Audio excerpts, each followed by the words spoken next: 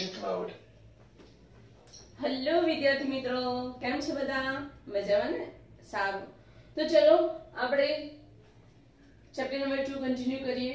હવે આ chapter number 2 finish થવાના સમયમાં છે, મતલબ એ આ ચેપ્ટરના અંતિમ પડાવમાં છે બેટા. ક્લિયર? આજે મોસ્ટ ઇમ્પોર્ટન્ટ થિયરી બે માર્ક્સ માટે જે પૂછી શકાય દરેક એક્ઝામમાં, એવી થિયરી વિશે આપણે ડિસ્કસ કરવા જઈ રહ્યા છીએ. આ થિયરી પતશે એટલે પછી ફક્ત શું રહેશે? ફૂગ રહેશે. બરાબર છે? અને વનસ્પતિ સૃષ્ટિ અને પ્રાણી સૃષ્ટિના થોડા લક્ષણો ભણવાના છે, બસ આટલું જ. બરાબર છે? ઓકે, તો ચલો આવી જાઓ. વિરોઇડ્સ આપણે છેલ્લા લેક્ચરોમાં શું ભણ્યા હતા? વાયરસીસ વિશે ભણ્યા હતા. બરાબર છે? હવે આપણું નેક્સ્ટ ટોપિક છે વિરોઇડ. એના પછી છે લાઇકેન. લાઇકેન પણ મોસ્ટ ઇમ્પોર્ટન્ટ ટોપિક છે, 2 માર્ક્સમાં પૂછી શકાય તેવું છે. બરાબર છે? વિરોઇડ્સ પણ 2 માર્ક્સ માટે, નીટમાં પણ બંને ટોપિકમાંથી એમસીક્યુ નીકળે છે. એટલે વિદ્યાર્થી મિત્રો જોરદાર ધ્યાન રાખીને આ આપણે લર્ન કરીશું. ચલો આવી જાઓ. યસ, વિરોઇડ્સ બીજું નામ સૌથી નાનો ચેપી આરએનએ નો તંતુ. યસ, પરીક્ષામાં પૂછે કે નીચે પૈકી કોણ ચેપી આરએનએ નો તંતુ ધરાવે છે? તો જવાબમાં શું આવે? વિરોઇડ્સ આવે. શું આવે? વિરોઇડ્સ. ઓકે, વિરોઇડ્સ કેવા? વાયરસ થી પણ નાના. આવું કોણે કીધું તું? આ વિરોઇડને સૌપ્રથમ જોયા કોણે? કયા મહાનુભાવ હતા? તો એ વૈજ્ઞાનિક કોણ હતો? ટી.ઓ. ડાયનર. વૈજ્ઞાનિક હતા ટી.ઓ. ડાયનર. કઈ સાલના? 1971 માં. કે 1971 માં ટી.ઓ. ડાયનરે એક નવા ચેપી કારક શોધ્યા. બરાબર છે? એક નવો પ્રકારનો ચેપી સૂક્ષ્મજીવ શોધ્યો જે કદમાં વાયરસથી પણ નાનો હતો, જે વાયરસ કરતા પણ નાના હતા, અને એને શું નામ આપ્યું? વિરોઇડ્સ નામ આપ્યું બેટા. ક્લિયર? ઓકે, વૈજ્ઞાનિકનું નામ, વિરોઇડનો શોધક કોણ? ટી.ઓ. ડાયનર. સાલ કઈ? 1971 માં. બરાબર છે? વિરોઇડ શોધ્યા હતા. ક્લિયર? કદ કેવું છે? વાયરસથી પણ નાનું. ક્લિયર? નેક્સ્ટ પોઈન્ટ કે આ વિરોઇડ શું કરે છે? શું એ રોગકારક છે? હા ભાઈ હા, એ રોગકારક છે. તે વનસ્પતિ અને પ્રાણીઓમાં રોગ કરે છે. એક્ઝામ્પલ આપો ભાઈ એનું. તો ભાઈ અહીંયા છે એક્ઝામ્પલ, બટાકા. વિરોઇડ બટાકાની અંદર કયો રોગ કરે છે? બટાકાનો છોડ હશે એમાં ત્રાકમય ગ્રંથિલનો રોગ કરે છે. બટાકાનું જે મૂળ તંત્ર છે એને ત્રાકાકાર બનાવી દે છે. ગ્રંથિલ, બટાકાને શું કહેવાય? ગ્રંથિલ કહેવાય.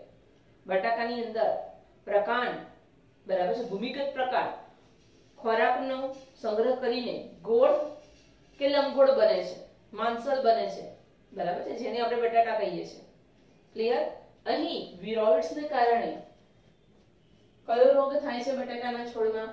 ત્રાકમય ગ્રંથિલ નો રોગ થાય છે. બટાકા એક ગ્રંથિલ છે, એનો આકાર ત્રાકમય બની જાય, ત્રાક જેવો.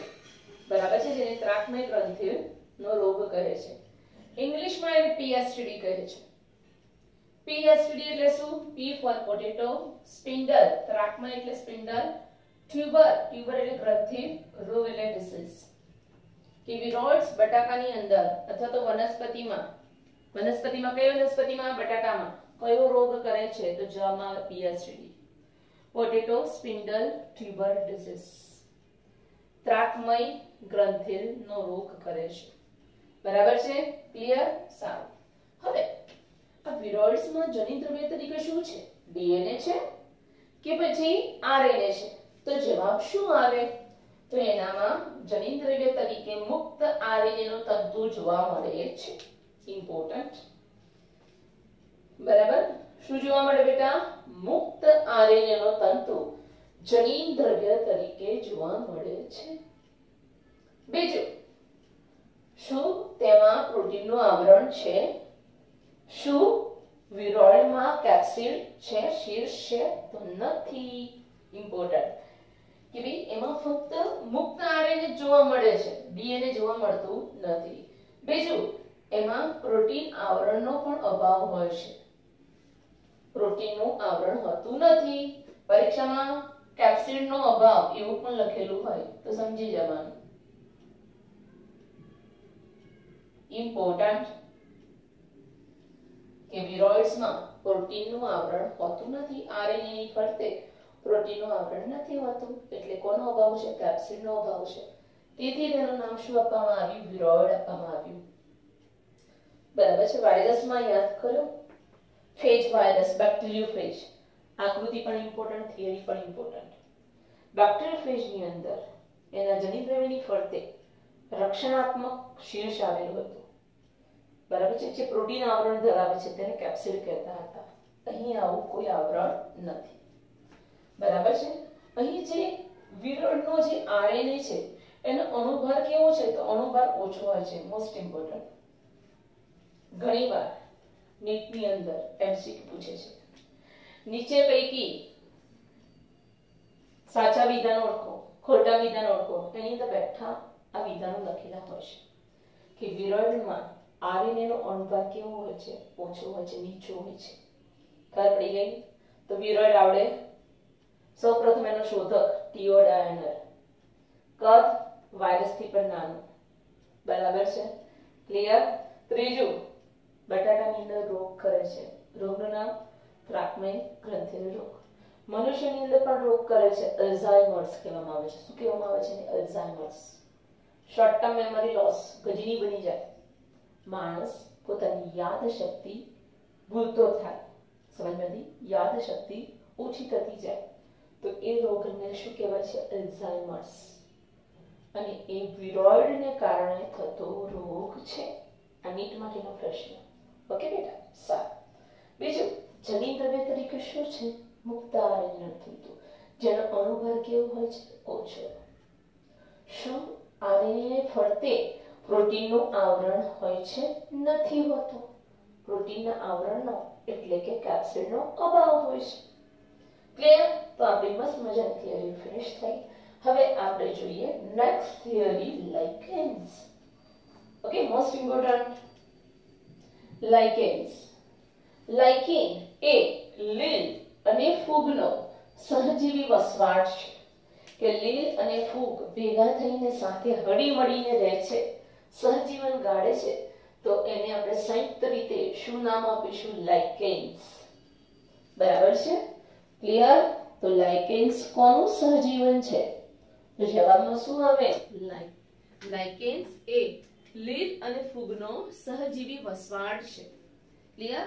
તો લાઇકેનમાં જે લીલના ઘટકો હોય છે એનું શું નામ આપવામાં આવ્યું છે? ફાઇકોબાયોન્ટ. ફાઇકો એટલે વનસ્પતિ જેવા, બાયોન્ટ એટલે સજીવ. લીલ એ વનસ્પતિની જેમ સ્વયંપોષી છે, પ્રકાશ સંશ્લેષણ કરે છે, ખોરાક બનાવે છે, એટલે એને ફાઇકોબાયોન્ટ કહેવાય. બરાબર છે? ખબર પડી ગઈ? અને એ ખોરાક બનાવે છે અને ખોરાક કોને આપે છે? પોતે પણ વાપરે છે અને ફૂગને પણ આપે છે. બરાબર છે? ખોરાક કોને આપે છે? ફૂગને આપે છે. આ રીતે ફૂગ માટે ઉપયોગી છે. સામે ફૂગ કેવી રીતે એને મદદ કરે છે? તો જે ફૂગ છે એને માઇકોબાયોન્ટ કહેવાય. માઇકો એટલે ફૂગ. બરાબર છે? જે વિષમપોષી છે એની પાસે રંજક દ્રવ્યો નથી, હરિતદ્રવ્ય નથી, એટલે અન્ય સજીવમાંથી પોષણ મેળવે છે. વિષમપોષી છે. શું કરે? કેવી રીતે લીલને મદદ કરશે? તો તે લીલને આશ્રય આપે છે. લાઇકેનની અંદર સૌથી વધુ કોણ હશે? લીલ હશે તો કે ફૂગ હશે? તો જવાબમાં આવે ફૂગ. ફૂગનું પ્રમાણ વધુ હોય છે. બરાબર છે? તો તે લીલને આશ્રય આપે છે, રહેવાનું સ્થાન આપે છે. બીજું, શોષિત પોષક દ્રવ્ય આપે છે. બરાબર છે? જે કાર્બનિક દ્રવ્ય, અકાર્બનિક દ્રવ્ય જમીનમાંથી શોષેલા હોય એ બધું કોને આપે છે? લીલને આપે છે. અને પાણી પણ પૂરું પાડે છે. સમજ પડી? ક્લિયર? લીલ ફૂગને શું આપે છે?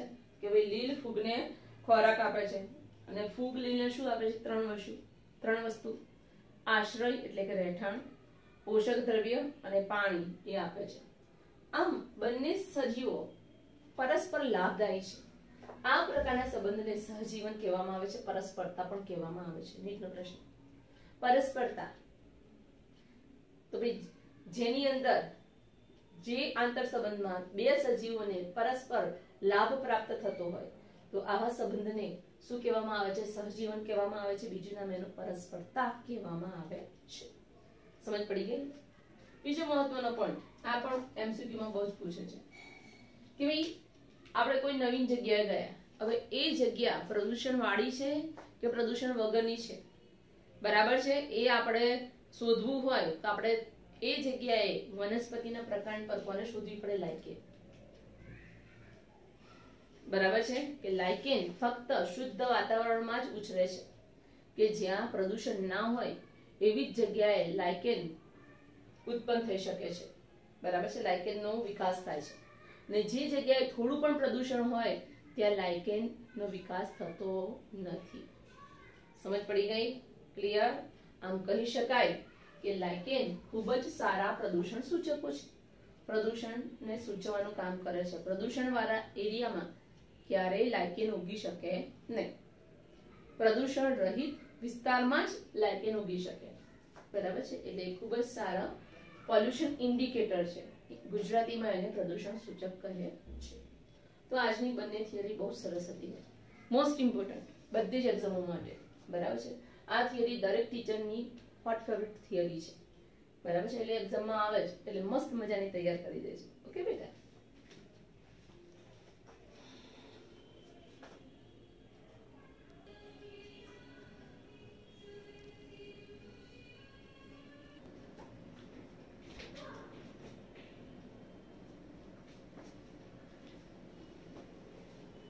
હેલો વિદ્યાર્થી મિત્રો, ચલો આપણે આગળનો ટોપિક ભણીએ.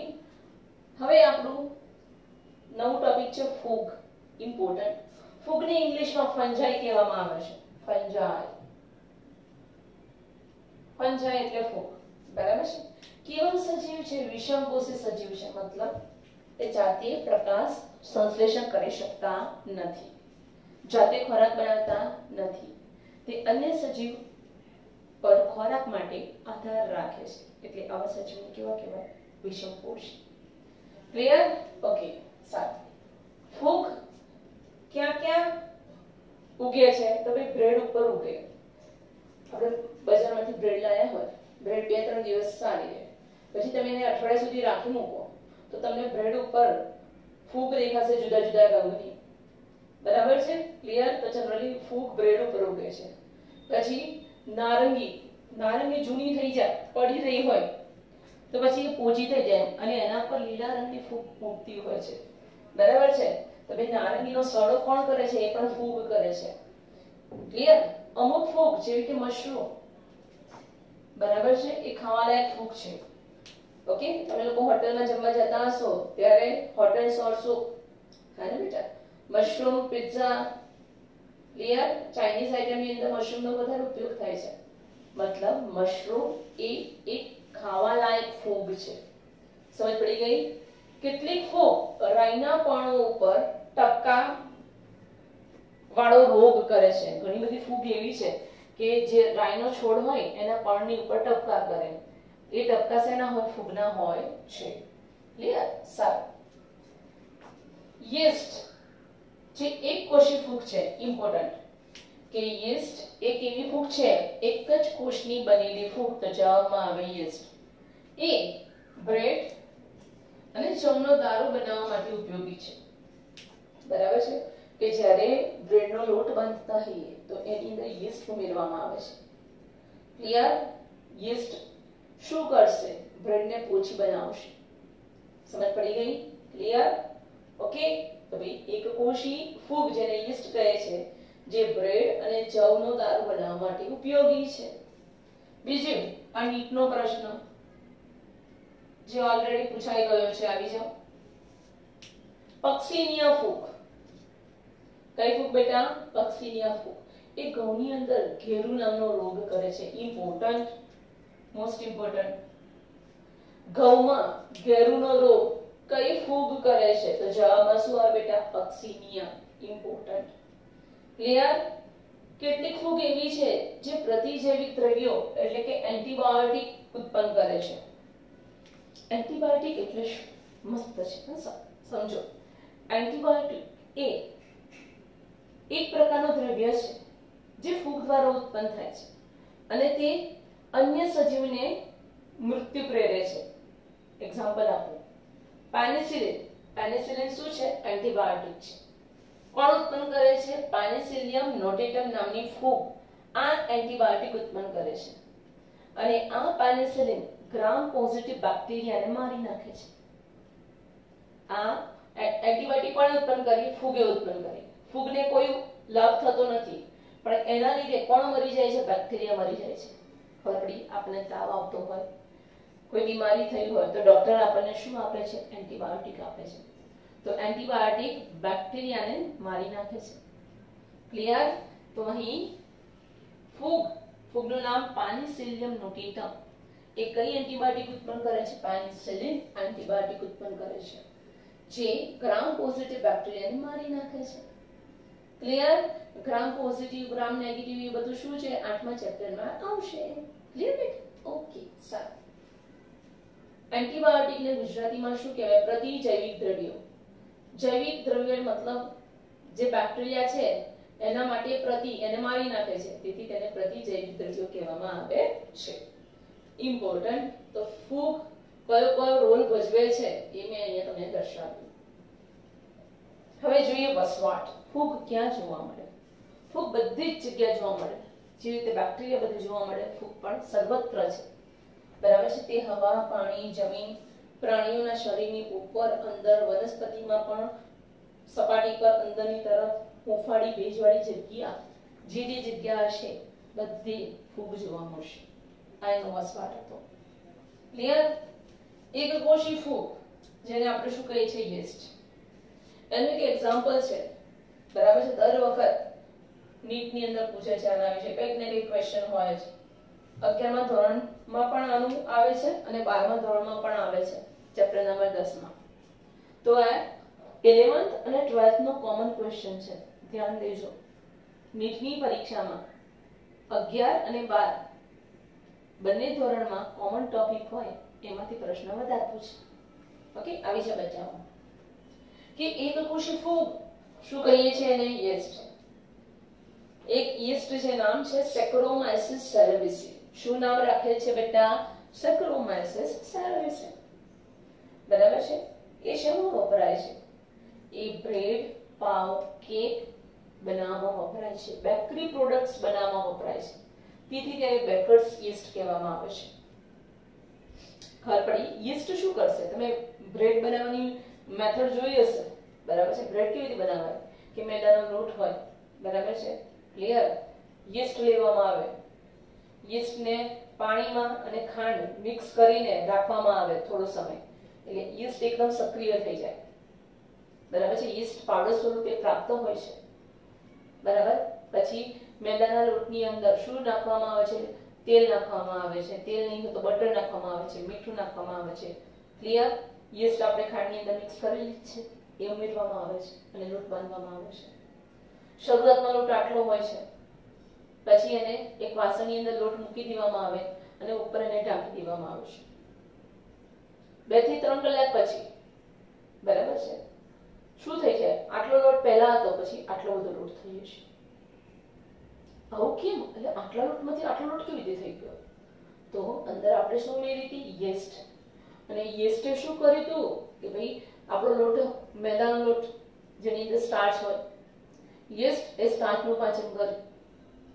બરાબર? ગ્લુકોઝ બનાવે. આપણે ઢાંકી દીધું છે એટલે અંદર ઓક્સિજન મળશે નહીં, એટલે અંદર આથવણની ક્રિયા થશે. બરાબર છે? ગ્લુકોઝનું આથવણ થશે, પાયરુવિક એસિડ બને અને પાયરુવિક એસિડમાંથી આલ્કોહોલ બનશે. શું બનશે? આલ્કોહોલ બનશે. બરાબર છે? ખબર પડી ગઈ? ક્લિયર? કે યીસ્ટ એ આથવણની ક્રિયા કરે છે. અને જ્યારે બ્રેડ બનાવીએ છીએ, બ્રેડમાં કેવા નાના નાના છિદ્રો હોય છે, કાણા હોય છે. એ છિદ્રો અને કાણા કેમ હોય છે? આ બધા નીટમાં ટોપિક છે જે તમારી સાથે ડિસ્કસ થઈ રહ્યું છે અત્યારે. કે ભાઈ બ્રેડ, કેક, પાવ એની અંદર નાના નાના છિદ્રો હોય છે. એ કેવી રીતે હોય બેટા? કે જ્યારે બ્રેડને શેકે છે ઓવનમાં કે ભઠ્ઠીમાં, ત્યારે જે આથવણ દ્વારા અંદર જે CO2 ઉત્પન્ન થયો હતો, એ CO2 એ છિદ્રો દ્વારા બહાર નીકળે છે. એટલે બ્રેડ કેવી થાય છે? પોચી થાય છે. એ છિદ્રો કોના હોય છે? CO2 ના, જે બહાર નીકળે છે. સમજ પડી ગઈ? ક્લિયર? આવડે? ઓકે. બ્રેડ સ્વાદે કેવી હોય છે? ગળી હોય છે. જોજો. બરાબર છે? કારણ કે અંદર આલ્કોહોલના કેટલાક અવશેષો પણ રહે છે. આલ્કોહોલ હોય એ તો ઉડી જાય ઊંચા તાપમાને, ખબર છે. કે ભાઈ ગ્લાસની અંદર આલ્કોહોલ મૂક્યો હોય, થોડી વાર પછી ગ્લાસ ખાલી થઈ જાય, પીધા વગર. ખબર પડી? કારણ કે આલ્કોહોલ કેવો હોય છે? બાષ્પશીલ હોય છે. બરાબર છે? તરત જ બાષ્પ બનીને જતું રહેશે, ઉડી જશે. બરાબર છે? સારું, ચાલો. તો ભાઈ સેક્રોમેસિસ સેરેવિસી એ બ્રેડ, કેક, પાઉં બનાવવામાં વપરાય છે, બેકરી ઇન્ડસ્ટ્રીમાં વપરાય છે, એટલે એને બેકર્સ યીસ્ટ કહેવાય. અને આ જ યીસ્ટ એ દારૂ, બિયર, રમ, બ્રાન્ડી એ બધું બનાવવા માટે પણ વપરાય છે. આલ્કોહોલ, આ બધા આલ્કોહોલ કહેવાય. ને આલ્કોહોલ બનાવવાની જે ઇન્ડસ્ટ્રી છે એને બ્રુવિંગ ઇન્ડસ્ટ્રી કહેવાય. બ્રુવિંગ ઇન્ડસ્ટ્રી. અને એમાં વપરાતી યીસ્ટને કહેવાય બ્રુવર્સ યીસ્ટ. ઇમ્પોર્ટન્ટ. સમજ પડી ગઈ? ક્લિયર? Okay, very good. કે ભાઈ દારૂ, બિયર, રમ બનાવવામાં વપરાય છે, બ્રુવિંગ ઇન્ડસ્ટ્રીમાં વપરાય છે, તેથી તેને બ્રુવર્સ યીસ્ટ પણ કહેવામાં આવે છે. અને આ યીસ્ટ વ્યાપારિક ધોરણે ઇથેનોલ ઉત્પન્ન કરવા માટે પણ વપરાય છે. અને બ્રાઝિલ જેવા દેશમાં, કયો દેશ બોલી? બ્રાઝિલ.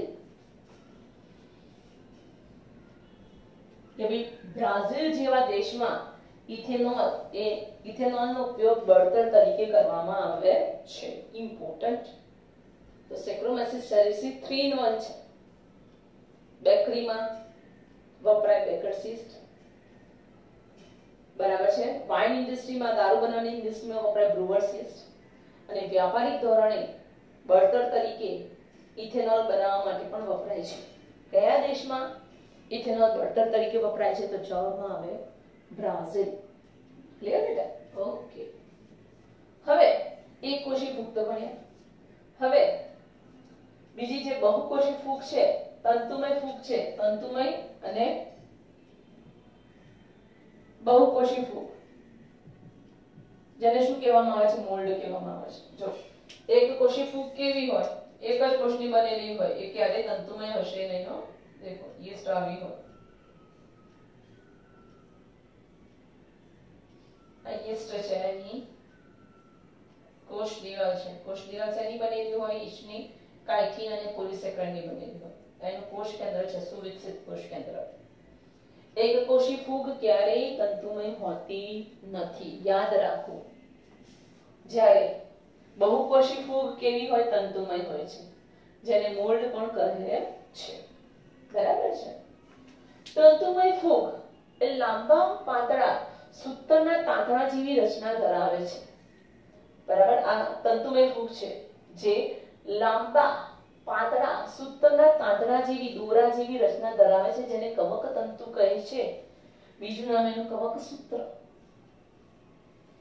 બરાબર છે? આ તમને દેખાય છે કવક તંતુ છે, એને કવક સૂત્ર પણ કહેવાય. બરાબર છે? ઇંગ્લિશમાં એને હાઇફી કહેવામાં આવે છે. શું કહેવામાં આવે છે? હાઇફી કહેવામાં આવે છે. આ કવક સૂત્ર બે પ્રકારના હોય છે. બહુકોષ કેન્દ્રીય કવક સૂત્ર અને એક કોષ કેન્દ્રીય કવક સૂત્ર. મતલબ શું? કે જો આ કવક સૂત્ર છે, જો એની અંદર કોષ કેન્દ્ર આ રીતે ગોઠવાયેલા હોય અને બે કોષ કેન્દ્રની વચ્ચે આવા આડા પડદા આવેલા ના હોય, તો કેવી સિચ્યુએશન થઈ જાય છે? બહુકોષ કેન્દ્રીય. કે બરાબર છે? ખબર પડી ગઈ કે બે કવક સૂત્ર કેવું બની ગયું? અહીંયા કવક સૂત્ર એ બહુ બધા કોષ કેન્દ્ર દેખાય છે. યસ, તો તેને બહુકોષ કેન્દ્રીય અને કોષ રસથી ભરેલી સળંગ નળાકાર નળી જેવું દેખાય છે. બરાબર છે? કે બે કોષ કેન્દ્ર છે, કોષ કેન્દ્રની આજુબાજુ શું હોય બેટા? કોષ રસ.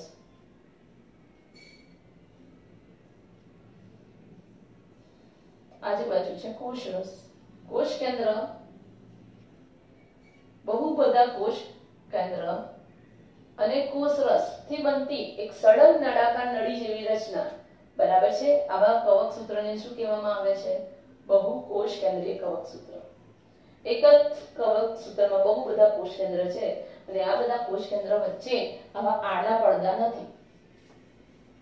ખબર પડી ગઈ? જ્યારે અહીં શું જોવા મળે છે? કોષ કેન્દ્ર એકબીજાથી આડા પડદા એટલે કે ત્રાંસી દિવાલથી છૂટા પડતા હોય, તો એવા કવક સૂત્રને એક કોષ કેન્દ્રીય કવક સૂત્ર કહે છે. અહીંયા આડા પડદાની ગેરહાજરી છે, ત્રાંસી દિવાલની ગેરહાજરી છે એટલે બહુકોષ કેન્દ્રીય છે. અને જો કવક સૂત્રમાં આડા પડદા હોય તો તેને એક કોષ કેન્દ્રીય કવક સૂત્ર કહે છે. બરાબર છે? ક્લિયર? ઓકે. બીજું આવ્યું ફૂગની કોષ દિવાલ. મોસ્ટ ઇમ્પોર્ટન્ટ, વારંવાર બધી જ પરીક્ષામાં પૂછાય એવો નીટ માટેનો એમસીક્યુ, બોર્ડનો એમસીક્યુ અને બીએસક્યુ પ્રશ્ન. ફૂગની કોષ દિવાલ શેની બનેલી છે? કાઇટિન પ્લસ પોલિસેકેરાઇડની બનેલી છે. બરાબર છે? ફૂગની કોષ દિવાલ કાઇટિન અને પોલિસેકેરાઇડની બનેલી છે, જેને સંયુક્ત રીતે ફંગસ સેલ્યુલોઝ કહે છે. ઇમ્પોર્ટન્ટ. આ ફંગસ સેલ્યુલોઝ એ વનસ્પતિમાં જોવા મળતા સેલ્યુલોઝથી અલગ છે. સમજમાં? ધ્યાનમાં રાખવા જેવી બાબત કે ફૂગની કોષ દિવાલ કાઇટિન, બરાબર, કાઇટિન અને પોલિસેકેરાઇડની બનેલી છે. બરાબર છે? જેને સંયુક્ત રીતે શું કહેવામાં આવે છે? ફંગસ સેલ્યુલોઝ કહેવામાં આવે છે. ક્લિયર બેટા? તો આ હતું ફૂગની લાક્ષણિકતાઓ. ઓકે.